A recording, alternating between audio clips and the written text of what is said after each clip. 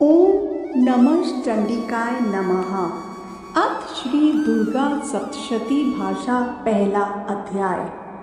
महर्षि ऋषि का राजा सुरथ और समाधि को देवी की महिमा बताना। महर्षि मार्कंडेय जी बोले, सूर्य के पुत्र सावर्णी की उत्पत्ति की कथा विस्तार पूर्वक कहता हूँ, सुनो। सावर्णी महामाया की कृपा से जिस प्रकार मनवंतर के स्वामी हुए उसका हाल भी सुनो। पहले स्वारोचिष नामक मनवंतर में चैत्रवंशी सुरथ नाम के एक राजा थे। सारी पृथ्वी पर उनका राज्य था। वह प्रजा को अपने पुत्र के समान मानते थे, तो भी कोला विध्वंसी राजा उनके शत्रु बन गए। दुष्टों को दंड देने वाले राजा सुरथ की उनके साथ लड़ाई हुई। कोला विध्वंसियों की संख्या में कम होने पर भी राजा सुरथ युद्ध में उनसे हार गए। तब वह अपने नगर में आ गए। केवल अपने देश का राज्य ही उनके पास रह गया और वह उसी देश के राजा होकर राज्य करने लगे। किंतु उनके शत्रुओं ने उन पर वहाँ भी आक्रमण कर दिया। राजा को बलहीन देखकर उसके दुष्ट मंत्रियों ने राजा की सेना और खजाना अपने अधिकार में कर लिया। राजा सुरथ अपने राज्य अधिकार को हार कर शिकार खेलने के बहाने घोड़े पर सवार होकर वहाँ से एक भयंकर वन की ओर चले गए। उस वन में उन्होंने महर्षि मेधा का आश्रम देखा। वहाँ मेधा महर्षि अपने शिष्यों तथा मुनियों से सुशोभित बैठे हुए थे और वहाँ कितने ही हिंसक जीव परम शांति भाव से रहते थे। राजा सुरथ ने महर्षि मेधा को प्रणाम किया और महर्षि ने भी उनका उचित सत्कार किया। राजा सुरथ महर्षि के आश्रम में कुछ समय तक ठहरे। अपने नगर की ममता के आकर्षण से राजा अपने मन में सोचने लगे, पूर्व काल में पूर्वजों ने जिस नगर का पालन किया था वह आज मेरे हाथ से निकल गया। मेरे दुष्ट एवं दुरात्मा मंत्री मेरे नगर की अब धर्म से रक्षा कर रहे होंगे या नहीं। मेरा प्रधान हाथी, जो कि सदा मद की वर्षा करने वाला और शूरवीर था, मेरे वैरियों के वश में होकर ना जाने क्या दुख भोग रहा होगा। मेरे आज्ञाकारी नौकर, जो मेरी कृपा से धन और भोजन पाने से सदैव सुखी रहते थे और मेरे पीछे पीछे चलते थे, अब वह निश्चय ही दुष्ट राजाओं का अनुसरण करते होंगे तथा मेरे दुष्ट एवं दुरात्मा मंत्रियों द्वारा व्यर्थ ही धन को व्यय करने से संचित किया हुआ मेरा खजाना एक दिन अवश्य ही खाली हो जाएगा। इस प्रकार की बहुत सी बातें सोचता हुआ राजा निरंतर दुखी रहने लगा। एक दिन राजा सुरथ ने महर्षि मेधा के आश्रम के निकट एक वैश्य को देखा। राजा ने उससे पूछा, भाई तुम कौन हो? तुम्हारे यहाँ आने का क्या कारण है और तुम मुझे शोकग्रस्त अनमने से दिखाई देते हो? इसका क्या कारण है? राजा के यह नम्र वचन सुन वैश्य ने महाराज सुरथ को प्रणाम करके बोला। वैश्य बोला, राजन, मेरा नाम समाधि है। मैं धनियों के कुल में उत्पन्न एक वैश्य हूँ। मेरे दुष्ट स्त्री पुत्र आदि को ने लोभ से मेरा सब धन छीन लिया है और मुझे घर से निकाल दिया है।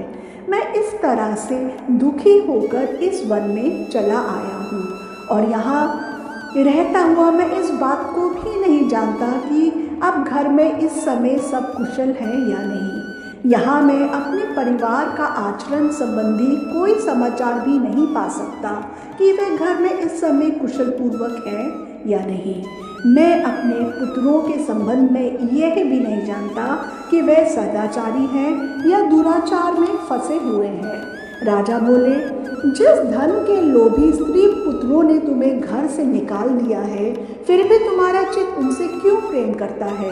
वैश्य ने कहा, मेरे विषय में आपका ऐसा कहना ठीक है, किंतु मेरा मन इतना कठोर नहीं है।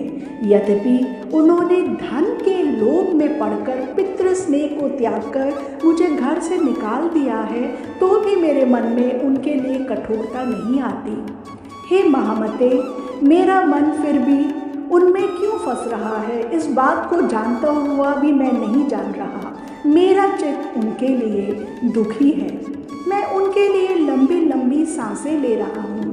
उन लोगों में प्रेम नाम को नहीं है, फिर भी ऐसे निह स्नेहियों के लिए मेरा हृदय कठोर नहीं होता। महर्षि मार्कंडेय जी ने कहा, हे ब्राह्मण। इसके पश्चात महाराज सुरथ और वह वैश्य दोनों महर्षि मेधा के समीप गए और उनके साथ यथा योग्य न्याय संभाषण करके दोनों ने वार्ता आरंभ की। राजा बोले, हे भगवान, मैं आपसे एक बात पूछता हूँ, सो आप कृपा करके मुझे बताइए। मेरा मन मेरे अधीन नहीं है, इससे मैं बहुत दुखी हूँ। राज्य धन आदि की चिंता अभी तक मुझे बनी हुई है और मेरी यह ममता अज्ञानियों की तरह बढ़ती ही जा रही है। और यह समाधि नामक वैश्य भी अपने घर से अपमानित होकर आया है। इसके स्वजनों ने भी इसे त्याग दिया है। स्वजनों से त्यागा हुआ भी यह उनके लिए हार्दिक प्रेम रखता है और इस तरह हम दोनों ही दुखी हैं। हे महाभाग, उन लोगों के अवगुणों को देखकर भी हम दोनों के मन में उनके लिए ममता जनित आकर्षण उत्पन्न हो रहा है। हमारे ज्ञान रहते हुए भी ऐसा क्यों है? अज्ञानी मनुष्यों की तरह हम दोनों में यह मूर्खता क्यों है? महर्षि मेधा ने कहा, विषम मार्ग का ज्ञान सब जंतुओं को है। सबों के लिए विषय पृथक पृथक होते हैं। कुछ प्राणी दिन में नहीं देखते और कुछ रात को, परंतु ऐसे कुछ जीव हैं जो दिन तथा रात दोनों को ही देख सकते हैं। ये सत्य है कि मनुष्य में ज्ञान प्रधान है, किंतु केवल मनुष्य ही ज्ञानी नहीं है, पशु पक्षी आदि भी ज्ञान रखते हैं। जैसे ये पशु पक्षी ज्ञानी है, वैसे ही मनुष्यों का ज्ञान है, और जो ज्ञान मनुष्यों में है वैसे ही पशु पक्षियों में है, तथा अन्य बातें भी दोनों में एक जैसी पाई जाती है। ज्ञान होने पर भी इन पक्षियों की ओर देखो, वे अपने भूख से पीड़ित बच्चों की चोंच में कितने प्रेम से अन्न के दाने डालते हैं। हे राजन, ऐसा ही प्रेम मनुष्य में अपनी संतान के लिए पाया जाता है। लोभ के कारण अपने उपकार का बदला पाने के लिए मनुष्य पुत्रों की इच्छा करते हैं और इस प्रकार मोह के गड्ढे में गिरा करते हैं। भगवान श्री हरि की जो माया है, उसी ने ये संसार मोहित कर रखा है। इसमें आश्चर्य की कोई बात नहीं, क्योंकि वह भगवान विष्णु की योग निद्रा है। ये माया ही तो है जिसके कारण संसार मोह में जकड़ा हुआ है। यही महामाया भगवती देवी ज्ञानियों के चित्त को बलपूर्वक खींचकर मोह में डाल देती है और उसी के द्वारा संपूर्ण जगत की उत्पत्ति होती है। यही भगवती देवी प्रसन्न होकर मनुष्य को मुक्ति प्रदान करती हैं। यही संसार के बंधन का कारण है तथा संपूर्ण ईश्वरों की भी स्वामिनी है। महाराजा सुरथ ने पूछा, भगवान, वह देवी कौन सी है जिसको आप महामाया कहते हैं? ये ब्राह्मण, वह कैसे उत्पन्न हुई और उसका क्या कार्य है? उसके चरित्र कौन कौन से हैं? प्रभु, उसका जैसा प्रभाव हो, जैसा स्वरूप हो, वह सभी कृपा करके मुझसे कहिए, मैं आपसे सुनना चाहता हूँ। महर्षि मेधा बोले, राजन, ये देवी तो नित्य स्वरूपा है, उसके द्वारा ये संसार रचा गया है, तब भी उसकी उत्पत्ति अनेक प्रकार से होती है। वे सब आप मुझसे सुनो। वे देवताओं का कार्य सिद्ध करने के लिए प्रकट होती है। उस समय वह उत्पन्न हुई कहलाती है। संसार को जलमय करके जब भगवान विष्णु योग निद्रा का आश्रय लेकर शेष शैया पर सो रहे थे, तब मधुकैटभ नाम के दो असुर उनके कानों के मैल से प्रकट हुए। और वह श्री ब्रह्मा जी को मानने के लिए तैयार हो गए। श्री ब्रह्मा जी ने जब उन दोनों को अपनी ओर आते देखा तो ये भी देखा कि भगवान विष्णु योग निद्रा का आश्रय लेकर सो रहे हैं। तो वह उस समय श्री भगवान को जगाने के लिए उनके नेत्रों में निवास करने वाली योग निद्रा की स्तुति करने लगे। श्री ब्रह्मा जी ने कहा, हे देवी, तुम ही स्वाहा, तुम ही स्वधा और तुम ही वष्टकार हो। स्वर भी तुम्हारा ही स्वरूप है, तुम ही जीवन देने वाली सुधा हो। नित्य अक्षर प्रणव में अकार, उकार, मकार, इन तीनों में माताओं के रूप में तुम ही स्थित हो। इसके अतिरिक्त जो बिंदु पथ अर्थ मात्रा है जिसका कि विशेष रूप से उच्चारण नहीं किया जाता है, हे देवी, वह भी तुम ही हो। हे देवी, संध्या, सावित्री तथा परम जननी तुम ही हो। तुम इस विश्व को धारण करने वाली हो। तुमने ही इस जगत की रचना की है और तुम ही इस जगत का पालन करने वाली हो और तुम ही कल्प के अंत में सबको भक्षण करने वाली हो। हे देवी, जगत की उत्पत्ति के समय तुम सृष्टि रूपा होती हो, पालन काल में स्थित रूपा हो और कल्प के अंत में संहार रूप धारण कर लेती हो। तुम ही महाविद्या, महामाया, महामेधा, महारात्रि और मोहरात्रि हो। श्री ईश्वरी और बोध स्वरूपा बुद्धि भी तुम ही हो। लज्जा, पुष्टि, तुष्टि, शांति और क्षमा भी तुम ही हो। तुम खड्ग धारिणी, शूल धारिणी, घोर रूपा तथा गदा, चक्र, शंख और धनुष के धारण करने वाली हो। बाण, भुषुंडी और परिघ, यह भी तुम्हारे ही अस्त्र हैं। तुम सौम्य और सौम्यतर हो। यही नहीं बल्कि जितनी भी सौम्य तथा सुंदर वस्तुएं इस संसार में हैं, उन सब से बढ़कर सुंदर तुम हो। पर और अपर, सबसे पर रहने वाली सुंदर तुम ही हो। हे सर्वस्वरूप देवी, जो भी सत असत पदार्थ है और उनमें जो भी शक्ति है वह तुम ही हो। ऐसी अवस्था में भला तुम्हारी स्तुति कौन कर सकता है? इस संसार की सृष्टि, पालन और संहार करने वाले जो भगवान हैं, उनको भी जब तुमने निंद्रा के वशीभूत कर दिया है तो फिर तुम्हारी स्तुति कौन कर सकता है? मुझे भगवान विष्णु तथा भगवान शंकर को शरीर धारण कराने वाली तुम ही हो।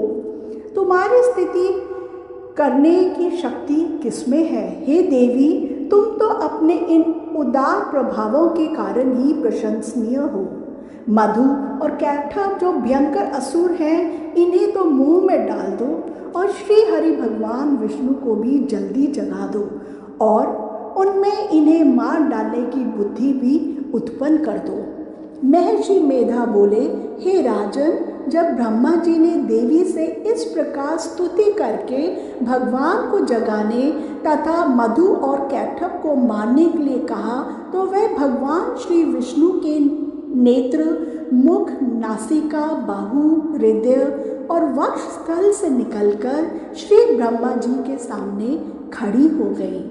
उनका ऐसा करना था कि भगवान श्री हरि तुरंत जाग उठे और दोनों असुरों को देखा जो कि अत्यंत बलवान तथा पराक्रमी थे और मारे क्रोध के, जिनके नेत्र लाल हो रहे थे और जो ब्रह्मा जी को वध करने के लिए तैयार थे।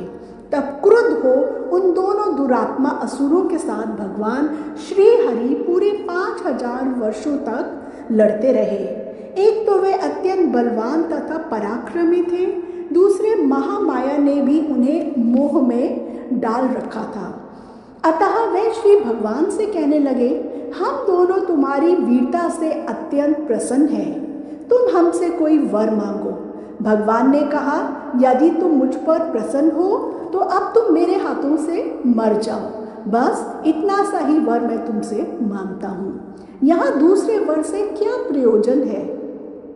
महर्षि मेधा बोले, इस तरह से जब वे धोखे में आ गए और अपने चारों ओर जल ही जल देखा तो भगवान श्री हरि से कहने लगे, जहाँ पर जल ना हो, सूखी जमीन हो, उसी जगह हमारा वध कीजिए।